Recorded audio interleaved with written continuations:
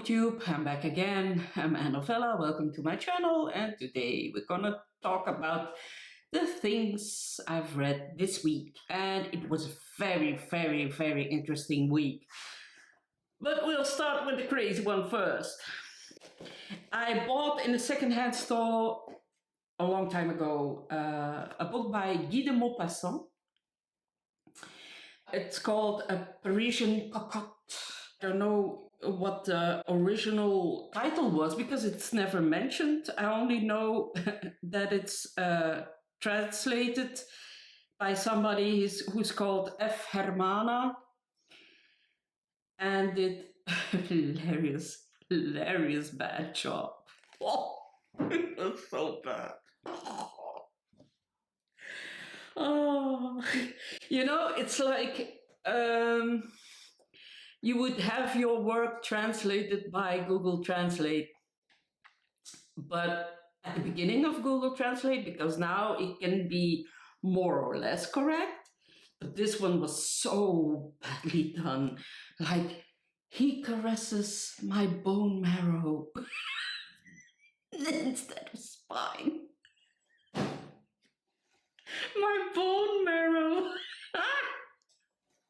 And it was all throughout the book, and there were so many mistakes, so many. So I'm assuming that the person who translated this only thought he could speak and understand French, but that wasn't really the case at all. So I had a really good chuckle reading this, but I really want to read more of Guy de Maupassant. This is a nothing story. This is a sort of an erotic novel. I didn't even realize it when I bought it for 50 cents. It's about a girl who has a sugar daddy, who is a baron or a vicomte or something like that. And she is also married, and suddenly the husband comes back. And that's the story. So yeah, it's something forgettable. The story is forgettable. I will always remember the bone marrow passage, but the story itself, no. But it really made me curious about his other works. Guy de Maupassant is really known for his short stories and novellas, and I really want to learn more about his work. Hopefully not translated by the F. Hermana or what was it? Yeah. Then the next book was really good. It's called Trespassers, written by Louise Kennedy. And I love this book. I do. I really do. I read it in English. Irish English, and it took me a while to get into that because, it's different. They use different words. They use different sayings and stuff. So I really had to get into it. But once I got the hang of it, I really enjoyed the story. This is set in Northern Ireland during the Troubles. And we follow a young woman named, what was her name? Kushla. And Kushla works in the daytime at a school, and at night she works in her parents' bar. Nothing much happens in her life, and suddenly she meets a man, Michael, I believe was his name, and he's a barrister, for the IRA. And then things happen that she has no control over, and it's a really good book. It brought me back to my youth, in the sense that I remember when I was at school, we had for a couple of months a couple of girls over from Northern Ireland, and they stayed at the school, and it was during winter time. And once they saw a car parked in the streets, but it had its lights still on, but the car was abandoned. And they were besides themselves. They were so scared, so scared. And we were like, what's the matter? What's the matter? And then they told us that when they saw a car like that, they knew that it was ready to explode, because it was the signal for the people surrounding that it was a bomb car. So I never forgot that moment. And it really made me think of that period a lot. It's a trip down memory lane, the book, and with not so many good memories, but hey, it's interesting, it's beautiful written, it's a well-told story, and I loved it. I really loved it. And one spoiler, the movie is Chinatown. That's all I say. Next up was After Sappho. Everybody is talking about that book. It's trending right now because it's shortlisted for, or longlisted for the Booker. Booker. Yeah, Booker. Pulitzer, Booker.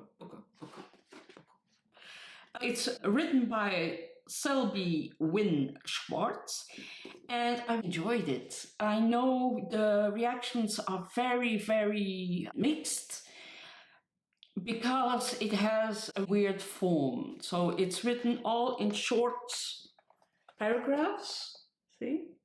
And it's jumpy. The people who read it as a novel can't appreciate it. And I understand that, because there's no there are no developed characters, there's no plot, it isn't the novel.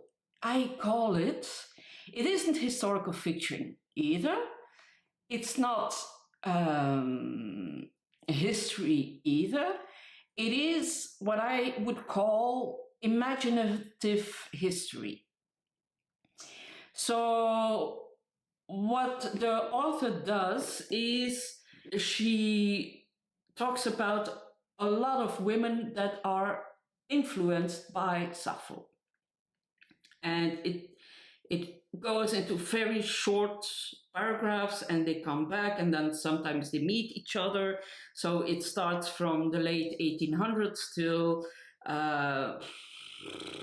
what is it, the 40s, I believe, something like that. And she connects the dots, and you have to connect dots too. But actually, it's more like short snippets of people's lives that pass by, and the moments that are influenced, that Sappho has an impact on their lives, or the poetry of Sappho. I really enjoyed it. I learned a lot, and I've met some new names. I've learned some new names.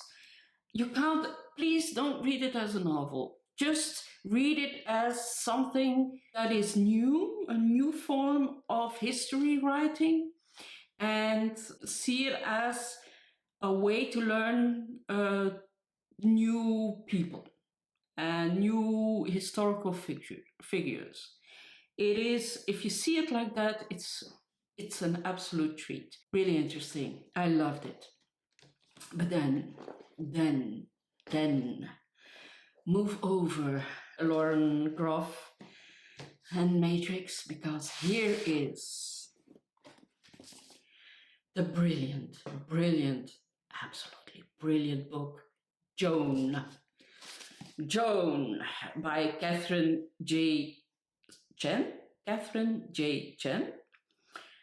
This is a glorious book. We know Joan of Arc as a saint. She was a saint. She still is. But what she did is she took the saint away from Joan, and she turned her into a real woman that we can understand, that we can recognize, that we can compare to our lives. It's so well done. I'm a sucker for history. I really love reading history, especially the things that happened in France, Belgium, Netherlands, Germany a bit, a little bit of England. That's what I read about. And it was, you can feel that this book is so well researched. It is, there are very few mistakes in it. Now, what's so good about this book? The pace is fast. It sweeps through history, sweeps through her life, and you feel for her in the sense that, well, she's not the most likable person in the world. She has a vision, she has a mission, but she's understandable. And the story starts with her in a very young day. So I think it starts around when she's 14, something like that. And she has a tough life.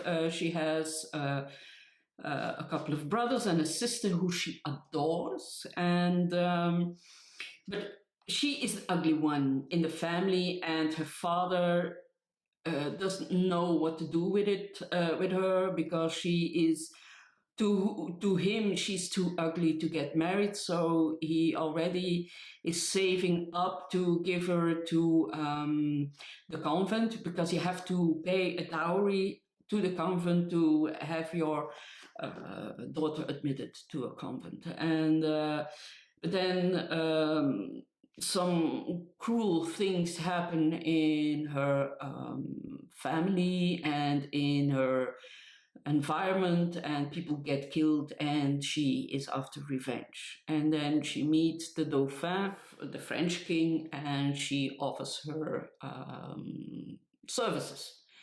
And weirdly enough, she gets the opportunity to prove what she can do, and she wins a whole lot of battles. And then, yeah, she gets too popular.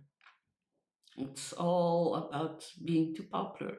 And what is so great that is about this book is, yeah, it's so relatable. You know, we have a saying, we should have a statue, we should have a statue made of you, and then we say, make one in wood or in a papier mâché, because it burns faster, you know?